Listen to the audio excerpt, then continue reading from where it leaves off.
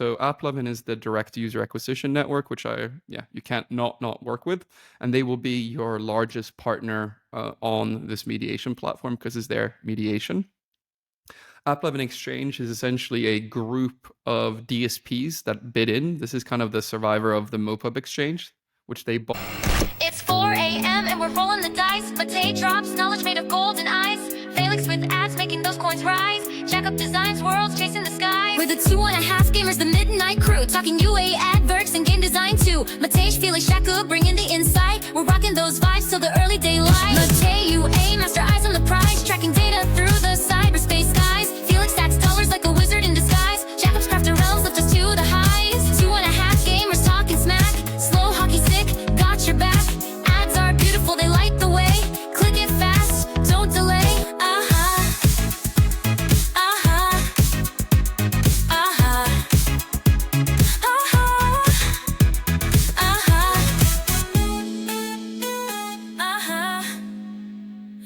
Hello everyone, and welcome to another solo monologue episode of the 2.5 Gamers podcast, where we help you stay 2.5 steps ahead of the mobile gaming and mobile app industry. So, after popular demand of the last video I did, which was an introductory video on Google AdMob and how that mediation works, we got a lot of messages asking me to do a similar style of introduction video on how Applovin MAX and Max Mediation works. So that's exactly what I'm going to do today. In this video, or what this kind of video is designed to do, is essentially to give anyone who's never used Max or Max Mediation before an introduction on how it works, how to set up apps, and how to read data, and some common pitfalls on what to avoid. So this is kind of designed for beginners. Not really for intermediates, but it's a very good start. Oh, hello. Here I am. I have something very important to say. This episode is brought to you by Vibe.co. Have you ever thought about TV ads and how they are just for massive brands with multi-million budgets? Yeah, not anymore. With Vibe.co, you can launch CTV ads on Hulu, Roku, Tubi, you name it, in minutes. It's that simple. Totally self-serve, and yes, it actually drives real business results. So over 5,000 brands are already using it. So maybe it's your turn. Check out vibe.co. That's vibe.co, vibe.co, and enjoy. Thank you very much. Now let's get back to the episode. So let's get started and jump into the interesting content. So a little bit about me. I have been working in mobile ad monetization for close to 8 years now. I've worked in DSPs, ad networks, and I think I've spent a large portion of my adult life inside of different mobile mediation platforms. I've worked with Max, I've worked with Unity Level Play, I worked with AdMob. So yeah, I live inside of these platforms basically. So if you have any questions after this, please feel free to message me. So let's get started. So right now in mobile, I would say that Max Mediation has the largest market share. I think probably anywhere between 70 to 80% of impressions in mobile is currently being mediated with Max. If you don't know what a mediation platform is, essentially it is a tool where you can get multiple networks to bid for your mobile ad inventory, which greatly increases the price that you're able to get. And as of right now, Max Mediation is the largest by market share. And that's essentially because of a couple of factors. And the main one is that generally across the board on video inventory, you typically see the highest eCPMs or ad ARPDAUs for interstitial and rewarded inventory on Max, which is its biggest pro. Also, if you use Applovin MAX as your mediator, you also get access to Applovin's ad ROAS and blended ROAS campaigns, which help users or helps mobile games or mobile apps scale quite a lot if they have a little bit of ad revenue. So that's essentially when you have UA campaigns that optimize based on ad revenue instead of IAP revenue. Also, probably I would say Max is the mediation platform that has the least amount of manual work. because they've emphasized the movement or moving away from the traditional waterfall where you set up placements and you as a manager, you need to actively manage to get the most amount of revenue. And they're kind of moved away from that. And they only work right now with mainly bidders, which really reduces manual work. And also, Max tends to have the broadest availability of the largest ad networks. It's not only roses, because essentially some of the cons of using Max is that their cross promo tool has been deprecated as of January in 2025. So now anyone who wants to do cross promo inside of Applovin MAX essentially needs to use Google Ad Manager. And also, if you're mediating on Max, Applovin tends to be your largest network partner, which can be a bit of an issue because they tend to have the longest and most aggressive video end cards and creative lengths in the industry, which can impact retention in negative ways. So if you actually see a drop in retention when you move to Max, I highly recommend reaching out to them to reduce the actual creative and end card length, which you can do with an email to your account manager. So that's the pros and cons. Moving ahead, just wanted to cover a bit on getting started. So once you apply for your Applovin account and you're approved on Max, you're able to log in and you're able to see this page. So this is where you're going to be spending the majority of your time looking at data and getting your apps set up. So I took the liberty here of highlighting the things that are important to you as a publisher. So yeah, this is what you see. What is the most important thing I would say is the performance tab, where you see all revenue related data, the user activity tab, which is more how many ads are being watched per user per day, and the ad ARPDAU metrics, advanced reporting, which we'll go into a bit later in this presentation, and also ad units, which is where we're going to start this presentation, because this is actually where you need to go first when you're getting started to actually set up your various games or apps. So here's the main page for setting up. This is the ad units tab. And essentially when you log in here, you need to press create an ad unit. And then you're taken to this page where you can name your app. You have to name a Android or iOS app, and you have to go into this field below and actually find your app inside of iOS or Google Play or the App Store. And then you have to set up the ad type. So interstitial, rewarded, banner, etc. They have quite a lot of different ad types. The app open is an interstitial ad format that is shown. Depending on where you put it in the app. But essentially here's usually where I see developers make the first mistake if they're new to Applovin MAX, which is that they set up multiple rewarded ad units for all the different rewarded placements in your game or in your app. So this is the first thing that's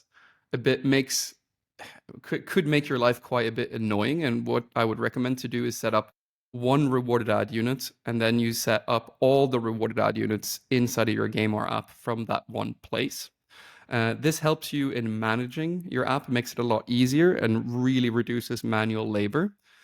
Also, what tends to happen is that you tend to get a bit higher eCPM if you group everything together, because ad networks tend to prefer ad units and responding to ad units if everything is in one, so there's a bigger pool of demand all put together. So this is where you set up all your ad units, and this is pretty straightforward.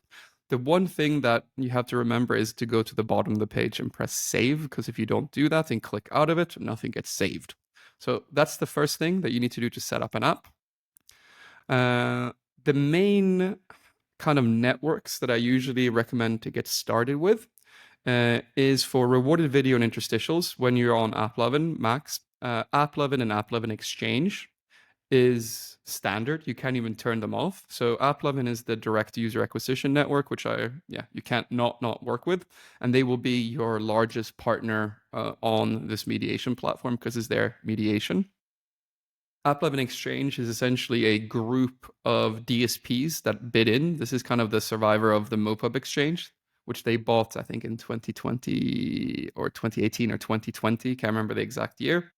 For rewarded video and interstitials, the other networks that I would recommend as of today of recording it, it's end of May in 2025, is Google, Unity, Meta, Mintegral, and Moloko. Moloko is a bit hard because they're really good, but they haven't actually launched on the general population yet. So keep a lookout for that. But this is essentially the networks that I would recommend on video inventory as of right now to get you started until you scale to about probably 2 or 3K a day in ad revenue. Keep in mind that these networks, the strength changes all the time for these networks, right? So if you're watching this video in maybe a year's time, you might be actually good to go to AppsFlyer's power ranking for the performance index for the most recent one and see if the networks still kind of align with what you're seeing here. And basically, the AppsFlyer performance index is quite good to see how large networks are, because that essentially means that on the monetization side, they will have a lot of demand for your inventory. So on banners, here again, it comes standard with Applovin and Applovin Exchange. And for banners, I would recommend to work with Google, Google Ad Manager, Mintegral, and Digital Turbine. That's quite a good way to get started until you scale maybe to $500 to $600 a day in banner revenue. So how this works is that inside of the ad unit that you created that I showed you on the last slide, you can set up the networks here. You need to go into the network dashboards and make an account. Then you can make the apps and the ad units there, and then you need to set them up here by following the instructions in the little eye. You toggle the status onto green, and then you set up all the different networks that I just described, and then you go down and press save. I have many times made that mistake that you don't press save. Just remember to press save and everything will be okay. So the thing you need to do after you've set up your networks in your ad units is you also need to go to manage networks, which is the networks tab on the side. And then you also need to connect all the networks here that you have set up in your ad unit. So what is exactly that we're doing here? Essentially, what we're doing is we're giving API access to these different dashboards so that they can pull the data inside of Max to reduce the chances of getting miscounts, right? So the main thing to know about mediation platforms is that they centralize all the reporting, right? But when it comes time to paying out your publisher earnings, you actually don't get paid on the max numbers that you see in your mediation. You get paid on the amount of money you actually see in the various different networks. So, for example, if you have set up Mintegral, you get paid from Mintegral from their own dashboard earnings, right? And to minimize the risk of having a delta here, like a big difference between what you see in the mediation platform and what you see in your network, you need to set up the networks here to essentially allow the two channels to communicate more efficiently, which really reduces the chances of having a real big difference. So let's say you're expecting to get $10,000 for 1 month from Integral, and for some reason it's actually less. Most likely it's because you didn't set up the network here in the networks page. So don't forget to do that. I've done it a couple times. Not great. But after you've set up your networks here and you set up the ad units, you're pretty much ready to go. Which brings us to the next part of this presentation, which is how to look at data in Applovin MAX. So the things that I tend to check for the clients that I work with on a daily or weekly basis, depending on how much ad revenue you're actually generating. The first thing is in the performance tab. So here you can toggle the time setting and also view by several different factors.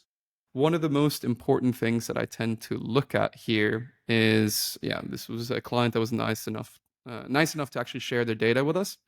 But what basically you want to look at is the trend lines of overall revenue. So what I usually look at once a week or once a day, depending on the app, is view by network, view by country, and view by revenue. And what you're looking for is essentially if anything is deviating from the norm to indicate that something is gone wrong or something is breaking.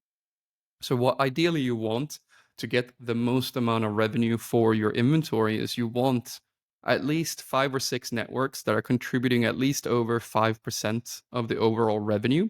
And that essentially means you have quite a lot of competition happening in the app. So if we're looking at this picture, for example, we can see here that Bid Machine dropped quite a lot on the 11th of January. So one of the things I would be looking at here would be, why would that be happening, right?